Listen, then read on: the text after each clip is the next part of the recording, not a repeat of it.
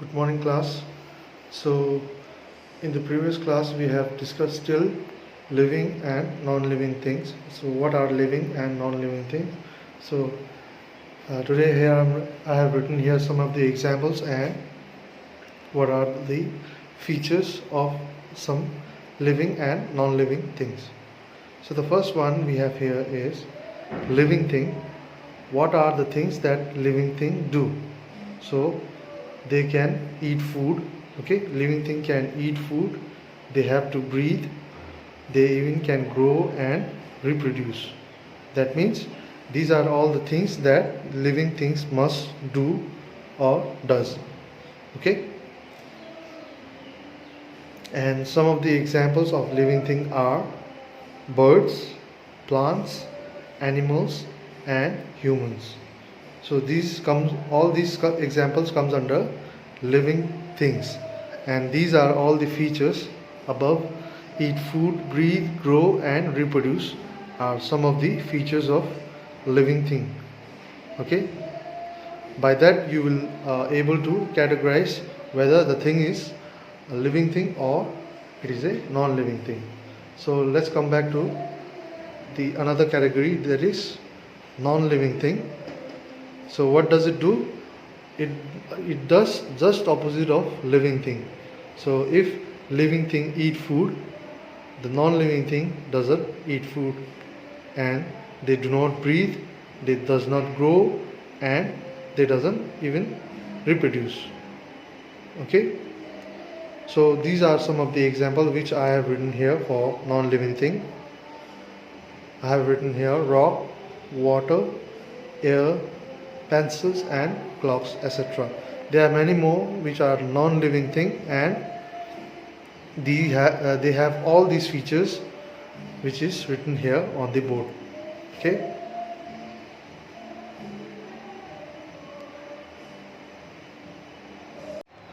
So after this, uh, all living things are natural things. What does it mean by that is, uh, whatever you see as a living thing, those who have the features of all that kind which are just now we have covered. So if you see that thing, and it is all because it comes under natural thing, because it is not made by man. It is it is happened naturally, so it comes under natural things. And non-living things can either be natural or man-made. What does it mean?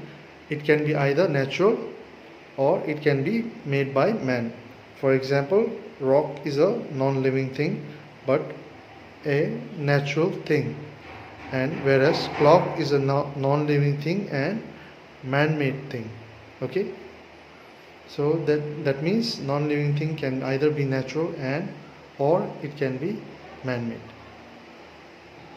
Then we have a next subtopic, that is different types of materials. So man-made things are usually made from different materials. We get this material from both living and non-living things. That is true. So we get all the materials either from plant or from animals. So examples of materials are wood, that we get from plant; rubber we also get from plant; metal we get from earth's by digging up in the earth's crust. Okay, and plastic is also a made by man-made material. So what these are the some of the materials, and some of these are materials which has been used by in our day-to-day life. So wood is used to make tables, chairs and pencils. Other than that, there are a lot more. There are blackboards. Okay, and there are a lot more things. There are cupboards which are made by wood. Not only that, and the next material we have is rubber. we make balloons, tires, gloves, erasers from the rubber itself. We can extract these non things these things from the material called rubbers. Okay. Then we have metals.